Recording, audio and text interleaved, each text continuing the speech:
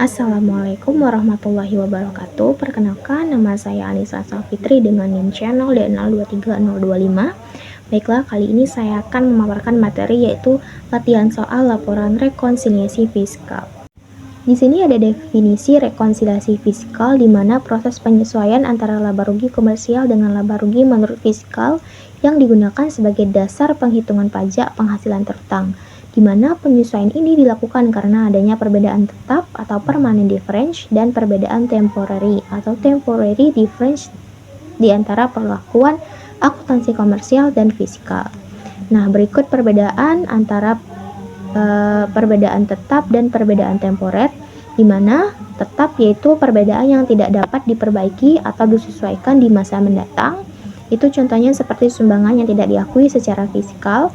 Yang kedua yaitu temporer, di mana timbul perbedaan yang timbul karena waktu pengakuan biaya atau pendapatan berbeda antara komersial dan fiskal, misalnya yaitu pada penyusutan. Nah, rekonsiliasi ini bertujuan untuk menghitung penghasilan kena pajak berdasarkan ketentuan pajak dengan mengoreksi laba rugi komersil. Selanjutnya, pentingnya rekonsiliasi fiskal dalam perpajakan. Yang pertama yaitu menyesuaikan laporan keuangan komersial dengan ketentuan fiskal. Yang kedua, menghindari kesalahan perhitungan pajak. Yang ketiga, meningkatkan kepatuhan pajak. Dan yang keempat yaitu membedakan pengaruh perbedaan tetap dan temporer. Yang kelima, mendukung proses audit dan pemeriksaan pajak. Dan yang terakhir yaitu sebagai dasar pengisian SPT tahunan badan. Selanjutnya yaitu ada dasar hukum rekonsiliasi fiskal, di mana terdapat pada Undang-Undang Nomor 36 Tahun 2008 tentang pajak penghasilan.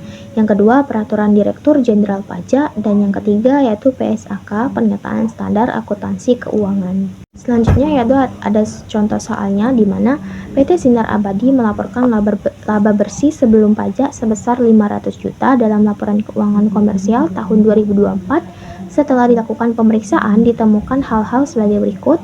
Yang pertama, biaya representasi sebesar 40 juta melebihi batas fiskal yang diperbolehkan sebesar 20 juta. Yang kedua, sumbangan ke yayasan sosial sebesar 25 juta.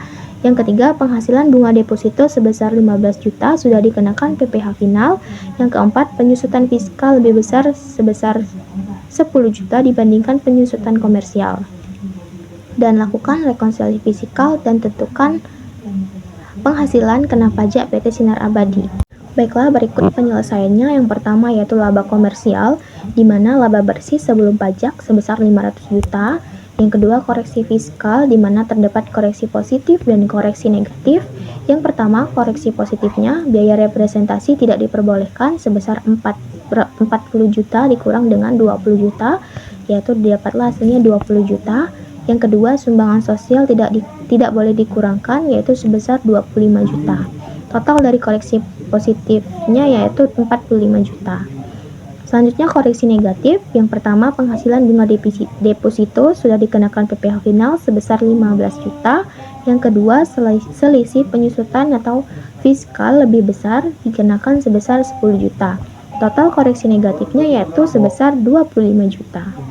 Selanjutnya yaitu rekonsiliasi fiskal, di mana penghasilan kena pajak sama dengan laba komersial ditambah koreksi negatif dikurang koreksi negatif.